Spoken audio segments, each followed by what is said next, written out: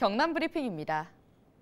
지난주 닷새 동안 200mm가 넘는 폭우가 쏟아지면서 경남 곳곳에 크고 작은 피해가 잇따랐습니다. 경상남도는 지난주 수요일인 13일부터 17일 오전까지 평균 136.7mm의 비가 내렸다고 밝혔습니다. 같은 기간 지역별로는 진주가 232.9mm, 사천 207mm, 창원 201.7mm, 양산 199.3mm 등을 기록했습니다. 16일 한때 창원과 통영, 고성에 호우경보가 내려지는 등 도내 모든 시군에 호우특보가 내려졌고 17일 해제됐습니다. 주민 대피도 있었습니다. 통영과 김해의 산사태 침수 우려 지역 주민 4가구 6명이 마을회관이나 숙박시설에 대피해 있다가 집으로 무사히 돌아갔습니다.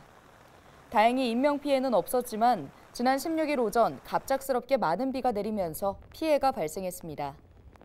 창원시 마산 하포구 진동면에서는 밭일하러 나갔던 70대 주민 1명이 고립됐다 무사히 구조됐고 성산구 상남동에서 맨홀 뚜껑 파손 사고가 있었습니다. 또 창원시 성산구 용호동과 신월동, 창원 시립상복공원 근처 등에서 침수 피해가 이어졌습니다. 이번 비로 경남에서는 모두 70여 건의 소방신고가 접수됐는데요. 빗길 교통사고도 있었습니다. 16일 오전 11시 10분쯤 진주시 진성면 남해고속도로 진성-IC 인근 부산 방향에서 달리던 화물차가 중앙분리대를 들이받았습니다.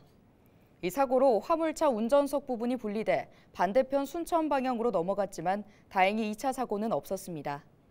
화물차 운전자는 병원으로 이송돼 치료받고 있습니다. 사고 여파로 고속도로 양방향 일부 차로가 통제되면서 1시간가량 극심한 정체가 이어졌습니다. 경찰은 정확한 사고 경위를 조사하고 있습니다. 이동 중인 여객선에서 팔다리 마비 증세로 쓰러진 50대 남성이 해경에 의해 긴급 이송됐습니다. 통영 해경은 17일 오전 11시 40분쯤 통영 욕지도로 향하던 여객선에서 응급 환자가 발생했다는 신고를 받고 출동해 남성을 구조했는데요. 해경은 신속한 이동을 위해 도서 지역이나 해상에서 응급 환자가 발생하면 즉시 신고해달라고 당부했습니다. 지난 17일 오후 2시 40분쯤 부산시 강서구 진우도 인근 해상에서 모래 언덕에 수상 오토바이가 걸렸다는 신고가 접수됐습니다.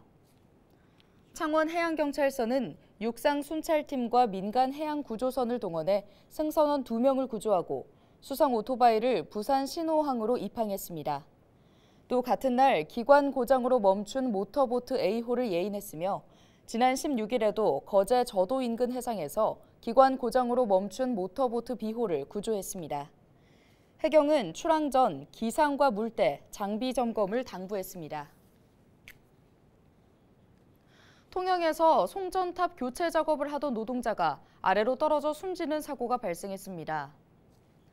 지난 17일 오전 11시 10분쯤 통영시 광동면의 한 야산 송전탑에서 철 구조물 교체 작업을 하던 60대 노동자 A씨가 80m 아래로 떨어졌는데요. A씨는 크게 다쳐 그 자리에서 숨졌습니다.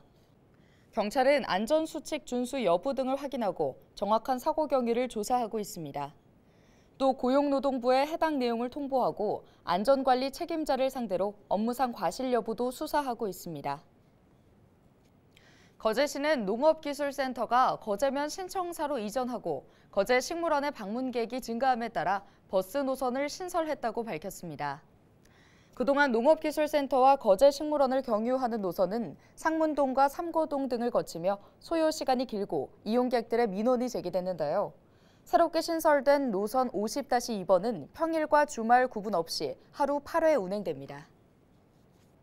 찾아가는 산부인과를 이용한 경남 도민 중 98%가 만족한다는 결과가 나왔습니다.